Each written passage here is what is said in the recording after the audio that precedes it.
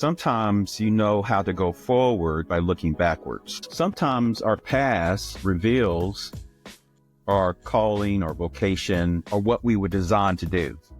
Welcome back to Conversations. I'm Emma. And I'm Ginny. And one of the reasons we started this podcast is to explore people's life journeys. We believe that everyone's story has meaning and purpose and is actually part of a bigger story of what God's doing in the world. Yes, and today we'll be listening to Dr. Luke Bobo. He had a radical change in his life, and he answered God's calling. So let's jump right in. Dr. Luke Bobo, welcome to our podcast. Well, I'm delighted to be here, Emma and Ginny. You're our very first rocket scientist we've ever interviewed. There must be a typo somewhere in my bio. Not a rocket scientist, but I love science and math. So one time in your career, you were a senior engineer at McDonnell Douglas Boeing. Is that right? That's correct, yeah. Yeah, it started out as McDonnell Douglas, and I'll never forget, we were told that it was going to be a merger with Boeing, and it turned out to be a total buyout. So the McDonnell Douglas sign came down, and the name Boeing went up. So you went from there to basically a totally new career life direction. Is that right? Can you tell us about that? Yeah, so I thought about that question, and it's simply when, and this sounds kind of cheesy, I know, to maybe your listeners, but when you surrender to the Lord and His Lordship, it means He's your conductor. And so He orchestrated, He orchestrated a trip for me when I was still an engineer at Boeing. I traveled to Israel and Scotland with 3 others. 1992, that trip, the Lord began to maybe stir my heart that engineering was not going to be my final destination. I still remember visiting Israel and taking a tour, and complete strangers would ask me, are you a teacher, or are you a preacher, or are you a minister? And so that began, I suppose, an imagination of what that might look like. And fast forward to 1994, I asked my wife if I could leave engineering to go to seminary full time, and she said no. Smart man in asking. And she was right. That was not a good time to go. Our son was just born. We had a daughter who was 5 years old. And so I started taking classes at night at Covenant Seminary, still working as an engineer during the day. And then after 4 years or so, in 1998, I made that transition. I left engineering and went to Covenant Theological Seminary full time.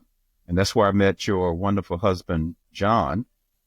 We reported to the same person and blessed that person's heart. We gave him such a hard time. So that was the transition. And so once I started learning theology, I never looked back. Perfect. So I know Jenny said you were a smart man for asking your wife when you had something heavy on your heart, that you were like, I don't really want to do this anymore. And I know she said no. What about, do you have any advice for other people who maybe don't really know where to go in their career, but they know where they're at, it's not it? Do you have any advice? I feel like a lot of people are in that situation. Yeah, that's a great question. I would offer this advice. Number one, nothing you do is wasted. Somehow God will redeem all those bad jobs. Second, sometimes you know how to go forward by looking backwards. In other words, sometimes our past reveals our calling or vocation or what we were designed to do. For example, my friend Jerem, his nephew, when he was 3 years old, said 3 words: mommy, daddy, and caw for car. So he became a car mechanic. So often as we look backwards and we ask the question, what did I enjoy doing? And it was effortless. And I quickly raised my hand to do this thing. Sometimes that's a clue in terms of how to go forward. The third thing I would recommend is I have a group of friends that I call my board of directors. These are people I pray with. They encourage me. They tell me at times, Luke, you're full of it.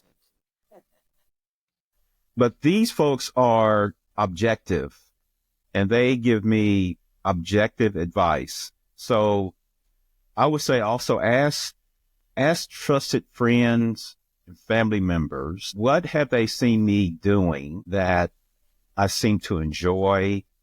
There's very little effort, because oftentimes we don't know what we don't know. And Os Guinness, in his book, The Call, said this, your vocation is who you are. It's what you have been designed to do from the very beginning while you were in your mother's womb. So sometimes we don't recognize our gifts ourselves. It takes others outside of us to point those things out. So I would offer those three things as advice. As you were saying that, when I was moving a couple years ago, I came across this letter that my mom had written for like my 8th birthday. And it was saying, you were so kind, you're so helpful around the house, you take care of the pets, and you clean, and you do all this stuff. And it was because my mom's a single mom, and if I didn't do it, my other 3 siblings were going to do it, and our house would just be crazy. So I was the only one that would ever do anything around the house. And now that's what I pretty much do for a living. I'm a caregiver, so and I love doing it. It's my favorite thing, and I have 3 dogs now, and I feel like that's just who I'm supposed to be, the person that can enjoy doing things that maybe people don't really enjoy. And so yourself, you as well, Jenny, do you remember a time where I guess you were writing and you're like, oh, I should be a writer because I love it so much? Or Ladies first. That's a good question. I do remember when I was about 9 years old writing a poem about Christmas. I don't know. I just sat down and wrote it. And my mom, who was a big advocate, go-getter, she put it into a little card for Christmas and sent it to all our relatives. Oh, that's great. And so, and a lot of them liked it. So I guess that was a moment where I felt like not only was it effortless, but, maybe it could encourage somebody else's art. How about you? Yeah, I have several illustrations. I call these signposts. So today, I know that the Lord has designed me to be an educator. I didn't say educator as a little kid, but I had, you might say, the characteristics of an educator. For example, I was naturally curious. I remember taking household cleaning products and mixing them together to see if I can cause an explosion, for example. Or get sick and throw up. Thank goodness nothing happened. So I'm still very curious. Secondly, I love going to school to the point where I did not like holidays because that meant not going to school. Wow. And another signpost is I began tutoring people in math in high school. I later tutored students in college. When I graduated with the engineering degree from the University of Kansas, I volunteered to be a Sunday school teacher. So I suppose it's not surprising then that I love educating, I love teaching, because as I look back and see those signposts, it just makes sense. It sounds like too what you're saying, Luke, is that I like film, and we say there's a through line. Whether you're writing a story, writing a film, or watching film, there's a through line. It's like you're saying God has designed us in a certain way, and this through line keeps showing up again and again and again. If we push it down, it goes up again. That's a great illustration, and you also know that I love film because it's who you are. So I'm going to use a very fancy term, is ontological. Ontological is a word that means it's in your being, it's your nature. So it's in your nature to do a certain thing because it was designed in. That's the through line. And your vocation or what you have been designed to do will bubble to the surface as you journey through life because it's who you are. It's, as you said, Jenny, it's your through line.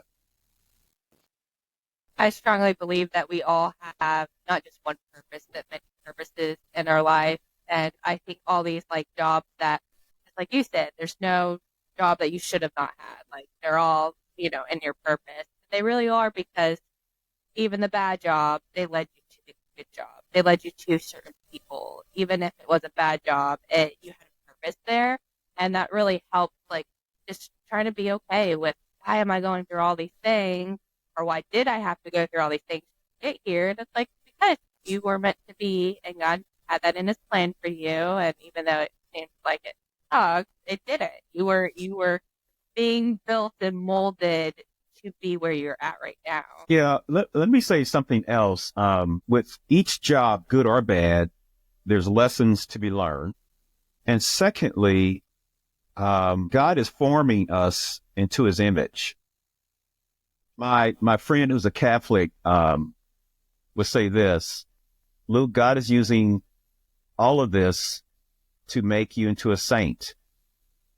In other words, as Christians journey through good and bad job situations, God is using that for our holiness. And we often try to run away from that sanctification process, becoming holy.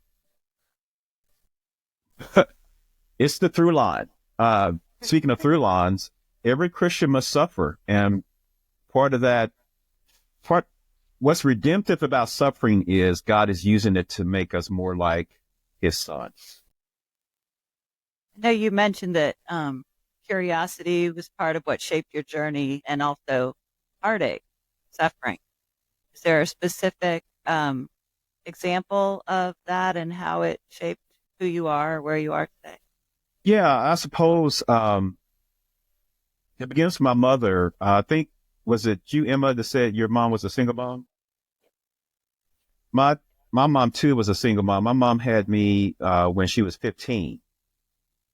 And she had to drop out of high school to care for me and my brother, who came 11 months after I was born. And she was perhaps the strongest advocate for education. She would say, get your education, get your education.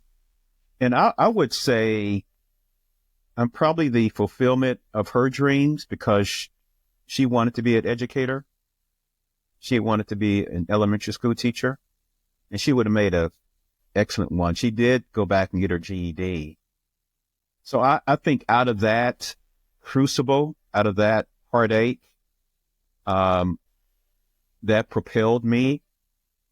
I was the first one to go to college in my family, and I wanted to set an example for my siblings. Of course, I probably took on too much pressure that was not just mine to shoulder, but nonetheless, I tried to set a good example for my siblings and those who I influence in our neighborhood, so that you might say that desire, that curiosity, that drive came from, in part, my mom's story of heartache. So I want to switch gears a little bit. Luke, you write a lot about this idea called the common good. Mm-hmm. You and your wife have a company that helps companies even look at how to pursue the greater good, even as they make profits, right? So tell our listeners a little bit about what you mean by that and why it's on your heart or important to you. Yeah, you know what? I've been thinking about this interview and how to explain the common good. I'll say it this way. Think about what needs we all have in common as human beings. I am to pursue the fulfillment of those needs for the sake of every human being. Now, that seems grandiose. That's a big project. So my good friend Amy Sherman puts it this way: seek the common good, seek to fulfill those needs for the people where you're planted. We all have a neighborhood in which we're planted in, a city, a state. So seek the good or the needs of those in your own proximity, in your own neighborhood, in your own cul-de-sac. So that's what the common good means. And it's really all over Scripture. Think about Jeremiah 29:7. God's people are in a distant land. They are in Babylon, a pagan city. And so the question is, do pagan cities exist today in our world? Absolutely. I live in a pagan city. You live in a pagan city. There's enough pagan cities to go around. But nonetheless, I'm called, as Jeremiah told these exiles, these Israelites, you're to seek the peace. You're to seek the common good of the city of which I've sent you. So again, common meaning, what are some of your common needs? I am to seek those same needs for the benefit of others so that they have their needs met. Jesus summed up the common good this way: to love the Lord your God with all your heart, mind, soul, and strength. To love your neighbor as yourself, so that those needs of others that are common to all human beings might be met. How's that? Is that clear as mud or clear as crystal? It's clear. And it's a great mindset for people who may not have that clarity, or just the church in general. What do you think they are doing or could be doing to help the outsiders and the common good? Yeah, so I'm glad you asked that question, because each context is different. There's not a recipe that works for Kansas City where I am. This recipe may not work for where you guys are. So again, back to my friend Amy Sherman, and I hope your listeners do read Amy Sherman's work. Her most recent work is Agents of Flourishing. So how can a church seek the common good where she's planted? And I would say this: there's ways to assess the needs of the neighborhood of which your church is located. For example, when I taught a class on Amos, I told my students, I want you to find what are some of the ills of your particular neighborhood. And some students found that they had a high crime rate in their areas. Folks were not able to afford some of the housing in their areas. So in other words, a church can do what we call an inventory by assessing the needs of their particular neighborhood and the residents of their particular neighborhood. And then the church can ask the question, what assets do we have? And I like to think of 3 P's. The church has people. That's an asset. The church has a purse, meaning they have a budget. And the church has a physical plant, meaning their building. So how can a church use those 3 P's, purse, people, and physical plant, to meet the needs or seek the common good of the residents and their particular area? And that's going to look different for each church. So in some areas, there may be food insecurity. So a church can take their purse, their people, and their physical plant to help meet the need, the common good of folks who have food insecurities. In the church, some people may not have money, but they have time, and that's right. Valued as just as important. So I love how you, and with the loaves and fishes story, I mean, that kid, that was everything he had, even if it looked little to somebody else. And God sees that, even though we may be judgmental as humans, seeing things indifferent and comparing, God doesn't. Yeah, that's really good. As you were speaking, I was thinking about the book by Brian Fickard, The title of the book is When Helping Hurts. And he often says many people who have needs, and they need those needs to be met. They're not looking for money necessarily. He would say a way out of poverty is offering your social capital. Many of the jobs, for example, that I have acquired is because I knew someone. And so what many people are looking for is, would you put in a good word for me? Will you drop my name? Will you say, hey, Jenny, check out my friend John Doe? Many people are just looking for someone to speak on their behalf. We were talking about that before the podcast. Yeah, we were talking about it with my husband.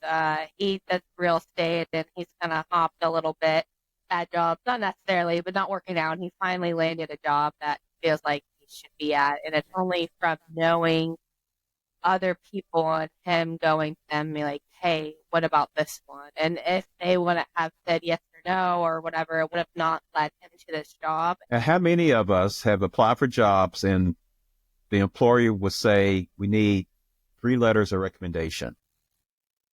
That's the social capital that I'm talking about. Are you willing to write a letter of recommendation for someone that they can get their leg in the door or the foot in the door? What's the first step in even being aware? I mean, so many people, I think, say, gosh, I'm maxed out, paying my own bills, taking care of my family, doing my job. I don't have bandwidth. I mean, as a believer, though, that's not really an option, right? Is what you're saying? Well, I'm saying that when Jesus says be light and salt, when Jesus says care for the widow, the orphan, the foreigner, he means that's for every Christian. It's not an option on a multiple choice test.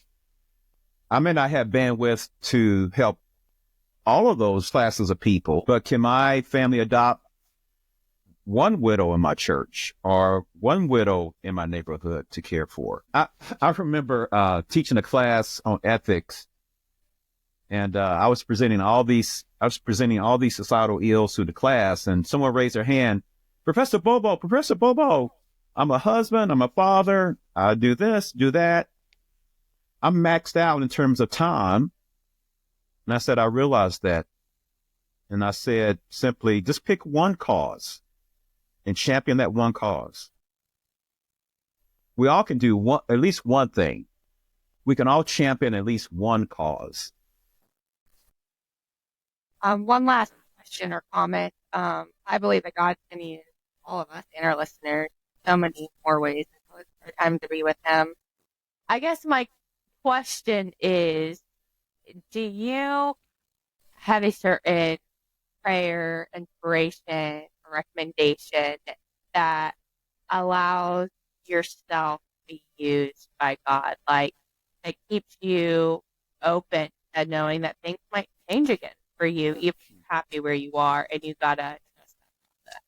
Oh, that's a great question. I'll put it this way. I remember I lived in St. Louis for 25 years. I remember a pastor saying this. He said, if Christ is your Lord, you can never say no. Okay. So I don't want to give your listeners the impression that I always follow the Lord. But the times I've said yes, it's been scary. It's been risky. It's meant at times being alone. But as I look back, Emma, over my life, those instances where I said, yes, Lord, I trust you. I don't know how this is going to work out. And as I get further and further down the road, I realized that God was in it. And He used me in ways that blew my mind and helped others. And I've been overseas. I've traveled. I've spoken to audiences I never would have thought. I have to pinch myself when I think about all that the Lord has allowed me to do. When you say yes to the Lord, you just buckle your seatbelt and get ready. It's a journey. That was a beautiful takeaway. Yes, I think even for listeners just to be able to say, Lord, here I am. I'm willing to let you be the conductor of my life and sit back and see what happens. And when he's the conductor, he makes beautiful music, whether you like it or not. Even if you can't play. Yeah, that's right. Or I can't sing, and I can't sing or play. Well, thank you so much, Luke. We've really enjoyed this. Well, it's been a great privilege of mine to be on this podcast with you two, our sisters, and I hope it tops the charts. Of course. I hope you guys set the standard. Thank you so much for joining us today. If you enjoyed the show, please subscribe so you don't miss the next episode. Tell others about the podcast. And for more information on today's guest, check out our show notes. Until next time.